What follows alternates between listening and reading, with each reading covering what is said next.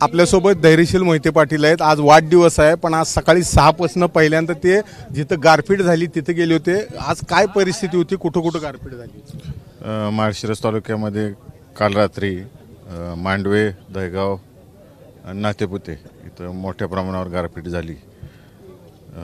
आज सकाळी मी पाहणी केली, बरेच लोकांची घरं उडून गेलेत, गोटे अख्खे उडून गेलेत, म्हणजे 100-200 मीटरवर पत्रे उडून जाऊन पडलेत, अशी परिस्थिती आहे।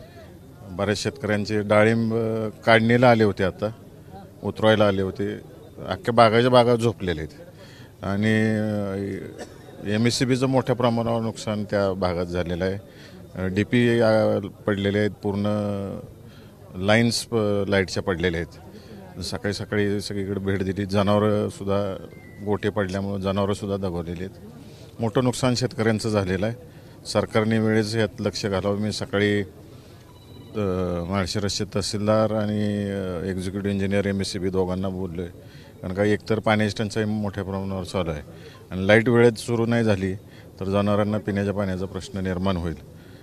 त्या दोघांनी सकाळी आश्वासन दिले, आम्ही तातडीनं पंचनामे करून आणि लाईटची कामं युद्ध पातळीवर करून लोकांना दिलासा द्यायचा प्रयत्न करू। ते आज वाढदिवस आहे तरीही धावपळ चालू आहे। आज ज्या पद्धतीने गर्दी जमलेली आहे सगळ्या माढा लोकसभा मतदारसंघातनं, काय भावना आहेत नेमक्या वाढदिवसाच्या भावना, काय संकल्प काय? सकाळी मला कामाचं महत्त्व होतं, मी पहिल्यांदा त्याच्याकडे गेलो आणि तिथून आल्यानंतर घरातल्या सर्व वडीलधारी मंडळींचे आशीर्वाद घेतले आणि आमच्या आजोबांपासूनचं जे प्रेम आहे आमच्या घराण्यावरती, या जिल्ह्यातल्या जनतेचं, त्यानंतर विजयदादांच्यावरती आणि आता आमच्या सगळ्यांची तिसरी पिढी, म्हणजे 3 पिढ्यांची कार्यकर्त्यांची पण तशीच आहे। म्हणजे आम्ही सक्रिय नाही, आमचे आजोबांबरोबर जे कार्यकर्ते होते त्यांची मुलं नातवंड आता आमच्याबरोबर आहेत, अशी परिस्थिती आहे। उदाहरण इथं समोरच बसलं आहे बघा।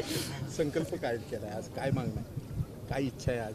संकल्प वाढदिवसानिमित्त एकच आहे की आजोबांनी जसं काम केलं आणि विजयदादांनी जसं काम केलं तेवढी शक्ती आणि बुद्धी आम्हाला देऊ, हीच मी प्रार्थना केली। उद्या नवीन एक आयुष्याच्या नवीन वेगळ्या वाटेवर आपण प्रवेश करताय। उद्या दुपारी सकाळी पवारसाहेब, शिंदेसाहेब येणार आहेत घरी भोजनासाठी। कशा रीतीनं ह्या सगळी तयारी करावी लागणार आहे सध्याच्या परिस्थितीत? उद्या आदरणीय पवारसाहेब, देशाचे माजी गृहमंत्री सुशीलकुमार शिंदेसाहेब, बरेच नेते मंडळी सकाळी आवर्जून दादांना भेटायला या ठिकाणी येणार आहेत आणि उद्या आमची भूमिका, आमची म्हणण्यापेक्षा सहकारमर्शी आणि विजयसिंह मोहिते पाटील साहेबांना जे मानणारी मंडळी आहेत, या सगळ्या आजूबाजूचे तालुके असतील, जिल्हे असतील, यातली सगळीच मंडळी शिवरत्नावरती उद्या संध्याकाळी येणार आहेत आणि आम्ही ही जी आमची सगळी लोक आहेत, आजोबांपासून आतापर्यंत आमच्या सगळ्या कुटुंबावर प्रेम करणारे, किंबहुना ही सगळी कुटुंबातली लोक आहेत आणि ह्यांना विचारल्याशिवाय आम्ही काही निर्णय केलेला नाही। उद्या त्यांच्याशी आम्ही चर्चा करू आणि आमचा फायनल निर्णय उद्या जाहीर करू। आमचा माणूस आमचा खासदार ही स्लोगन सध्या माढा लोकसभेत चालू आहे। भैया आमचा खासदार, ते सगळ्या कार्यकर्त्यांनी, लोकांनी ठरवलेलं आहे।